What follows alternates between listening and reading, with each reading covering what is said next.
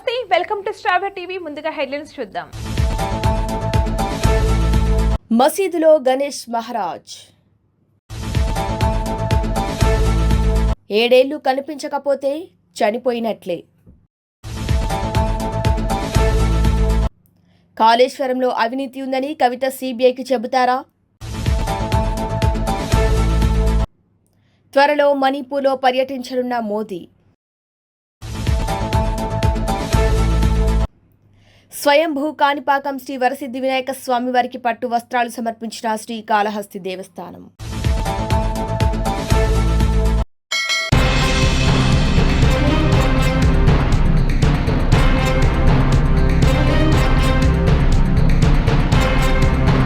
కాకినాడ జిల్లా కాంగ్రెస్ పార్టీ కార్యాలయం వద్ద 2 జాతీయ పార్టీల మధ్య యుద్ధ వాతావరణం నెలకొంది. కాంగ్రెస్, బీజేపీ కార్యకర్తలు 2 వర్గాలుగా విడిపోయి బాహాబాహీకి దిగారు. 2 పార్టీలకు చెందిన కార్యకర్తలు పెద్ద ఎత్తున గుమిగుడి నినాదాలు చేసుకుంటూ ఒకరిపై ఒకరు ఘర్షణకు దిగారు. సకాలంలో పోలీసులు జోక్యం చేసుకుని లాఠీచార్జ్ చేశారు. 2 వర్గాలను చెల్లాచెదురు చేశారు. ప్రధానమంత్రి నరేంద్ర మోదీ తల్లిని కాంగ్రెస్ పార్టీ దూషించిందని రాహుల్ గాంధీ క్షమాపణ చెప్పాలంటూ బీజేపీ కార్యకర్తలు పెద్ద ఎత్తున జిల్లా కాంగ్రెస్ పార్టీ కార్యాలయం వద్దకు దూసుకొచ్చారు. కాంగ్రెస్ కార్యకర్తలు కూడా పెద్ద సంఖ్యలో చేరుకుని ఎదురుదాడికి సిద్ధమయ్యారు. అలా కనబడరండి, వెనక రండి. ఓకే చెప్పు.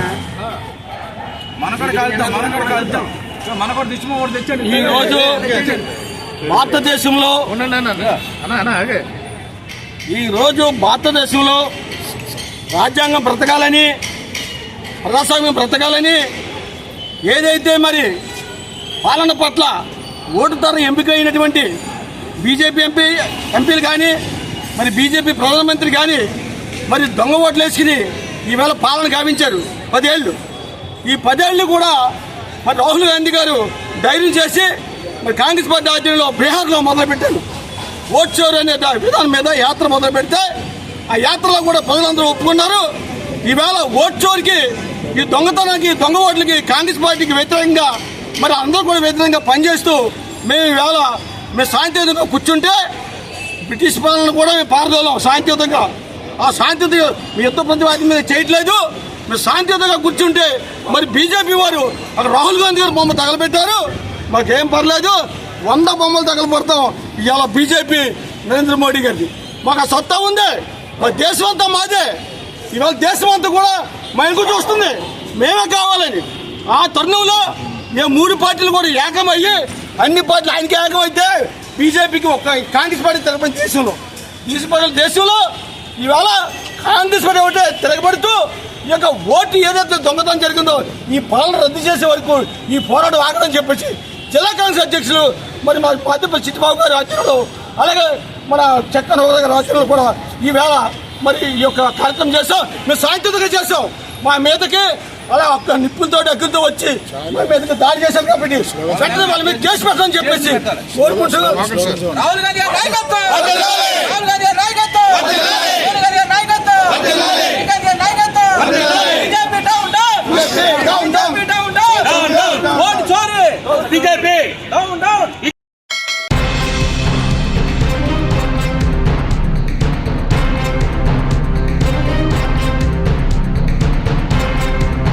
అనంతపురం నగరంలో ఈ నెల 10వ తేదీన ముఖ్యమంత్రి చంద్రబాబు సూపర్ 6 సూపర్ హిట్ బహిరంగ సభను నిర్వహిస్తున్నట్లు ఆర్థిక శాఖ మంత్రి పయ్యావుల కేశవ్ చెప్పారు. బహిరంగ సభ నేపథ్యంలో కూటమి నేతలు, జనసేన, బీజేపీ పార్టీ నేతలతో కలిసి అనంతపురం ఆర్ఎండ్బి అతిథి గృహంలో సమావేశమయ్యారు. ఇన్ఛార్జ్ మంత్రి టీజీ భరత్తో పాటు మాజీ సంక్షేమ శాఖ మంత్రి సవితమ్మ, ఎంపీలు పాల్గొన్నారు. సీఎం చంద్రబాబు సభపై చర్చించారు. అనంతరం మీడియాతో కూటమి నేతలు, మంత్రులతో కలిసి పయ్యావుల కేశవ్ బహిరంగ సభ విషయాలను వెల్లడించారు. రాష్ట్రంలో భ్రష్టు పట్టించిన ఆర్థిక వ్యవస్థను గాడిలో పెట్టారని, ఇది ముఖ్యమంత్రి చంద్రబాబు నాయుడు యొక్క కృషి ఫలితమే అన్నారు. రాష్ట్ర అభివృద్ధి వెంటిలేటర్పై ఉండేదని, ఇప్పుడిప్పుడే వెంటిలేటర్ నుంచి బయటకు తీసుకొచ్చామని ఆయన అన్నారు. ఎన్నికల సందర్భంగా కూటమి ఇచ్చిన హామీలతో పాటు ఇవన్నీ కార్యక్రమాలను కూడా అమలుపరిచామని పయ్యావుల కేశవ్ వివరించారు.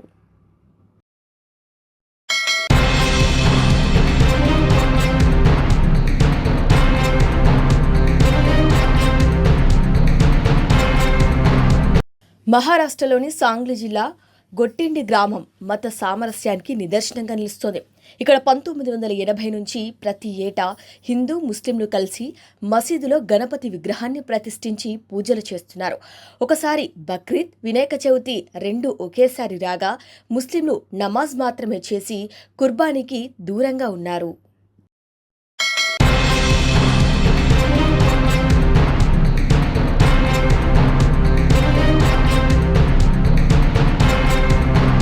గత కొన్ని రోజులుగా ఎగువన కురుస్తున్న వర్షాలకు ఖమ్మం నగరంలోని మున్నేరు పొంగి ప్రవహిస్తోంది. గంట గంటకు పెరుగుతూ వరద ప్రవాహం 14.50 అడుగుల వద్ద ప్రవహిస్తోంది. మున్నేరు నది పరివాహక ప్రాంత ప్రజలు అప్రమత్తంగా ఉండాలని అధికారులు సూచిస్తున్నారు.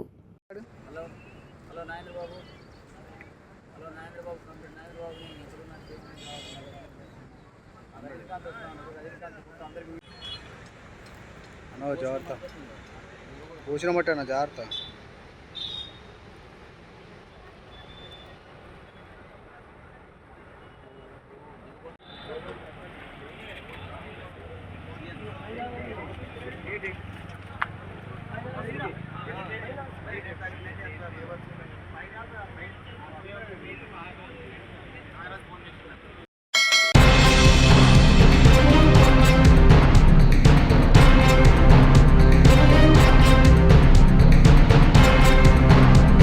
కాణిపాకం శ్రీ వరసిద్ధి వినాయక స్వామివారి వార్షిక బ్రహ్మోత్సవాల్లో భాగంగా శ్రీకాళహస్తీశ్వర దేవస్థానం నుండి కాణిపాక స్వామివారికి శ్రీకాళహస్తి ఎమ్మెల్యే బొజ్జల సుధీర్ రెడ్డి, వారి కుటుంబ సభ్యులు, పూతలపట్టు ఎమ్మెల్యే డాక్టర్ కలికిరి మురళీమోహన్ మరియు శ్రీకాళహస్తి దేవస్థానం ఈవో బాపిరెడ్డి స్వామివారికి పట్టు వస్త్రాలు సమర్పించడం జరిగింది. వీరికి కాణిపాక ఆలయ ఈవో పెంచెల కిషోర్ ఘన స్వాగతం పలికి దర్శన ఏర్పాట్లు చేశారు. అనంతరం స్వామివారి తీర్థ ప్రసాదాలు, శేష వస్త్రం, చిత్రపటాన్ని అందజేశారు. ఈ కార్యక్రమంలో శ్రీకాళహస్తి దేవస్థానం డీఈఓ ఎన్ఆర్ కృష్ణారెడ్డి, ఏఈఓలు రవీంద్రబాబు, ధనంజయ, ధన్పాల్, వేద పండితులు, అర్చకులు తదితరులు పాల్గొన్నారు.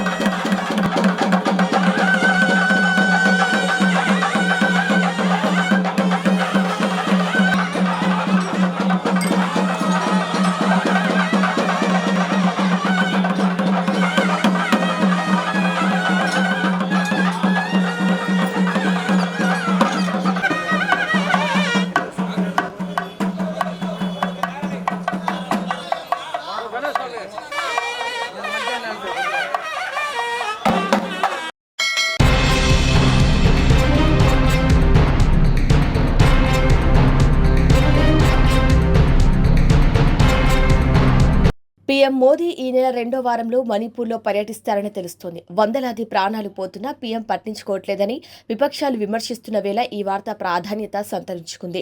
బాధిత కుటుంబాలను ఆయన పరామర్శిస్తారని సమాచారం.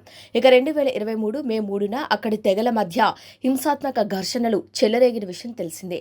ఈ ఏడాది ఫిబ్రవరిలో రాష్ట్రపతి పాలన విధించినప్పటి నుంచి రాష్ట్రంలో పరిస్థితులు కాస్త సద్దుమణిగాయి.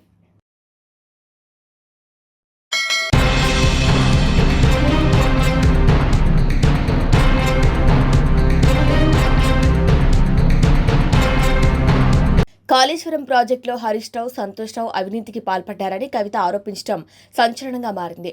దీంతో కాంగ్రెస్ ఎప్పటి నుంచో చేస్తున్న ఆరోపణలు నిజమేనని పలువురు వ్యాఖ్యానిస్తున్నారు.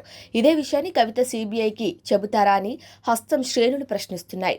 హరీష్ రావు అవినీతికి పాల్పడి ఉంటే ఇన్ని రోజులు ఎందుకు మౌనంగా ఉన్నారని బీఆర్ఎస్ అభిమానులు కవితను నిలదీస్తున్నారు. మాట్లాడినటువంటి వ్యక్తి, అటువంటి వ్యక్తి నిన్న పొద్దు నుండి సాయంత్రం వరకు అసెంబ్లీలో కేసీఆర్ గారిని ఎన్ని అనరాని మాటలు అన్నారు. వింటుంటే గుండె తరుక్కపోతా ఉంది. ఎందుకోసం అనాలి అన్ని మాటలు కేసీఆర్ గారిని? కేవలం రాజకీయ లబ్ధి పొందడానికి మాత్రమే, అంతకుమించి ఏమీ లేదు. ఇదే రేవంత్ రెడ్డి గారు అంతకుముందు ఒక టీవీ ఇంటర్వ్యూలో చెప్పారు, కేసీఆర్ గారికి పైసల మీద ఆశ లేదు, పాపం ఆయనకు మీటింగ్ పెట్టాలంటే కూడా పైసలు ఎప్పుడు కావాలంటే అప్పుడు చూస్తారు ఎక్కడున్నాయని, కానీ అప్పటిదాకా ఆలోచన కూడా చేయరని. మరి అటువంటి కేసీఆర్ గారి మీద ఇంత కుట్రపూరితంగా అభాండాలు ఎందుకు వేస్తున్నారు? వేసేటటువంటి అవకాశం ఎవరిచ్చారు అన్నది కూడా ఇవాళ బీఆర్ఎస్ పార్టీ శ్రేణులు కూడా ఆలోచన చేయాలి, తెలంగాణ ప్రజలు కూడా ఆలోచన చేయాలి. ఎందుకోసం వస్తుంది కేసీఆర్ గారికి అవినీతి మరక ఎవరి వల్ల అంటింది అలా? అది ఆలోచన చేసుకోవాలి కదా మనం కూడా.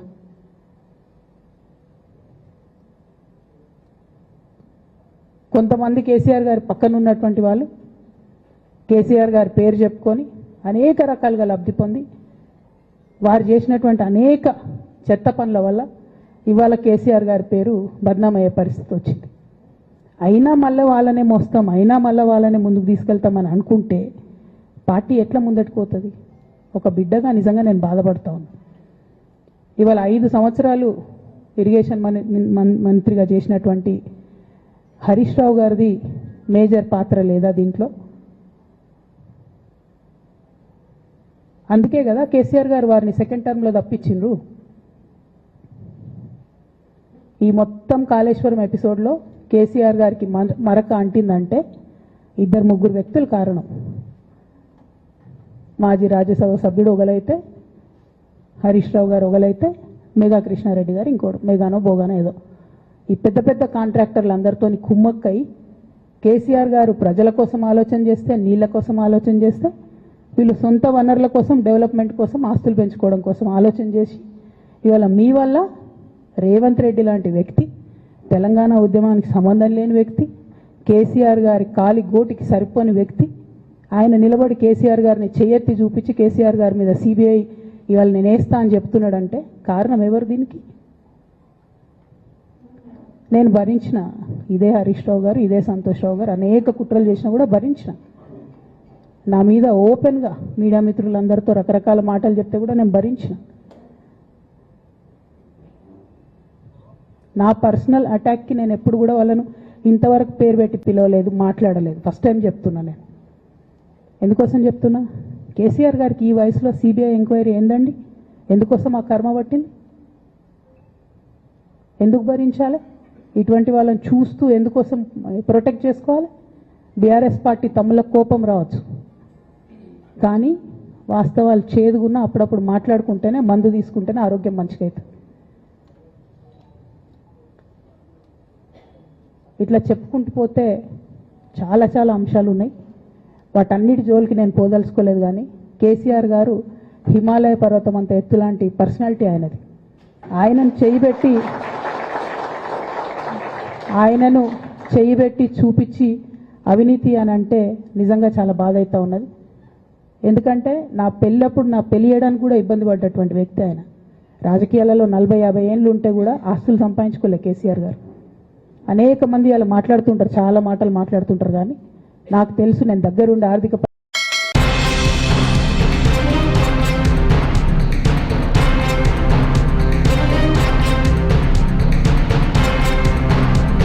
21 ఏళ్ల క్రితం అదృశ్యమైన భర్త ఉద్యోగం తనకు ఇవ్వాలని క్యాన్సర్తో బాధపడుతున్న మహిళ పిటిషన్పై హైకోర్టు కీలక ఆదేశాలిచ్చింది.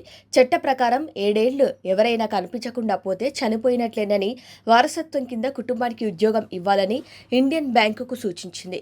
వారికి రావాల్సిన పదవి తొలగింపు ప్రయోజనాలు చెల్లించాలని ఖమ్మంకు చెందిన వనపట్ల సుగుణ పిటిషన్పై జస్టిస్ నగేష్ భీమపాక ఈ ఆదేశాలిచ్చారు.